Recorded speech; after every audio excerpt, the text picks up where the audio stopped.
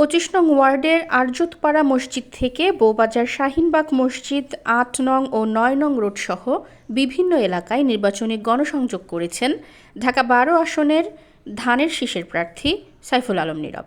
এ সময় উপস্থিত ছিলেন শিল্পাঞ্চল থানা বিএনপির যুগ্ম আহ্বায়ক ভিপি সুলেমান, আবু বক্কর বাকের, ২৫ নং ওয়ার্ড বিএনপির সাবেক সভাপতি মুজাহিদুর রহমান, বর্তমান সভাপতি কুতুব উদ্দিন স্বপন, সাবেক সাধারণ সম্পাদক মোসলে উদ্দিন মিশন, স্বেচ্ছাসেবক দল ঢাকা মহানগর উত্তরের সাবেক সহ সভাপতি বাসেদ মিয়া, মহিলা দলের সভানেত্রী রিনা বাশার সহ বিএনপি, যুবদল, ছাত্রদল, মহিলা দল, বিভিন্ন অঙ্গ সহযোগী সংগঠনের ওয়ার্ড ও থানা নেতাকর্মীবৃন্দ। সাইফুল আলম নীরব অত্র এলাকার মুরব্বী, ব্যবসায়ী, মহিলা সকলের সাথে নিজের পরিবারের সদস্যদের মতোই কুশল বিনিময় করেন এবং তাদের আন্তরিকতার সাথে ধানের শীষে ভোট দেওয়ার আহ্বান জানান। লুকাসের মোড় গণসংযোগ শেষে সংক্ষিপ্ত সমাবেশে সাইফুল আলম নীরব বলেন, হাদির উপর যে নেক্কারজনক ঘটনা ঘটেছে তার দ্রুত সুষ্ঠু তদন্ত করতে হবে এবং দ্রুত বিচার করতে হবে, অন্যথায় গণতন্ত্রের অগ্রযাত্রা বাধাগ্রস্ত হবে।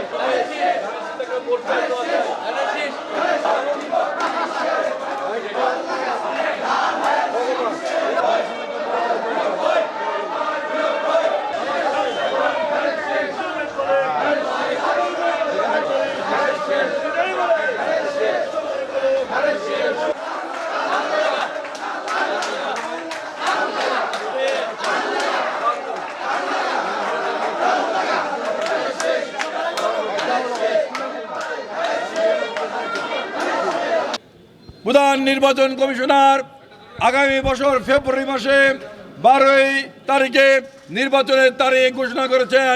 আমরা এই নির্বাচনকে স্বাগত জানাই, কারণ গত 16 বছর বাংলাদেশের কোনো মানুষ ভোট দিতে পারেনি।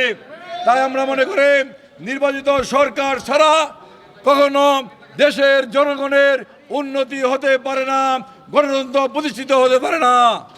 তাই আগামী ফেব্রুয়ারি মাসে যে নির্বাচন হবে সেই নির্বাচনে বিএনপির পক্ষ থেকে এই ঢাকা 12 আসনে আমাকে মনোনয়ন দিয়েছেন নির্বাচন করার জন্য। আমি এই বৃহত্তর তেজগাঁর সন্তান, এই তেজগাঁয় বড় হয়েছে, সেই দাবি নিয়ে আমি আপনাদের কাছে অনুরোধ করছি, আগামী নির্বাচনে আমাকে ধানের শীষে ভোট দিয়ে আপনাদের পাশে থাকার, আপনাদের খেদমত করার সুযোগ করে দিবেন। একটি গোষ্ঠী নির্বাচন বানচাল করার জন্য চেষ্টা করছে, যেই গোষ্ঠীটি গত 16 বছর এই দেশের একটি বাকশালী রাজত্ব কায়েম করেছিল। ওই গোষ্ঠীটি আরেকটি গোষ্ঠী আছে, যেই গোষ্ঠীটি 5ই আগস্টের পর থেকে নির্বাচন চাচ্ছেন না, নির্বাচন নিয়ে ষড়যন্ত্র করছেন। এই দুটি গোষ্ঠী মিলে আজকে ফেব্রুয়ারি মাসের 12 তারিখের নির্বাচনকে বানচাল করতে চায়। এই কারণেই তারা সন্ত্রাস করছে, এই কারণেই তারা বাংলাদেশে সন্ত্রাসের রাজত্ব কায়েম করতে চায়। গতকাল দেখেছেন মঞ্চের নেতা হাদিকে গুলি করা হয়েছে। এটা করা হয়েছে চক্রান্ত করে নির্বাচন বানচাল করার জন্য। আমরা এর প্রতিবাদ জানাচ্ছি এবং সুষ্ঠুভাবে তদন্ত করে যারা হাদিকে গুলি করেছে তাদেরকে গ্রেফতার করে জনসম্মুখে প্রমাণ করে দিতে হবে একটি চক্রান্ত করে এই গুলি করা হয়েছে।